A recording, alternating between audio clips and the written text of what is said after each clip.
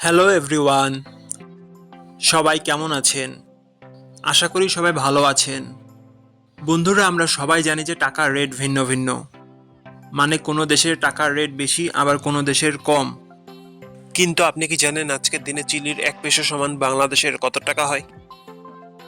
আপনার ধারণা কি ঠিক, নাকি অবাক হওয়ার মতো কোনো চমক আছে? এই ভিডিওটি বিশেষভাবে আপনার জন্য তৈরি, তাই শেষ পর্যন্ত দেখুন।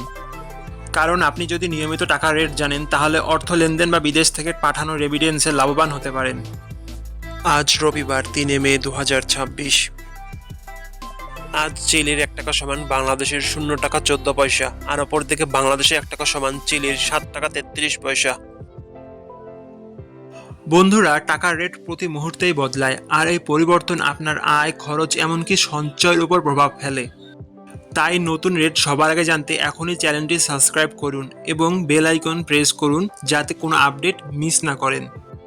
আমার কাজগুলো যদি আপনার ভালো লাগে, ডেসক্রিপশনে ও পিন কমেন্টে সাপোর্ট করে লিংক দেওয়া আছে, ঘুরে আসতে পারেন।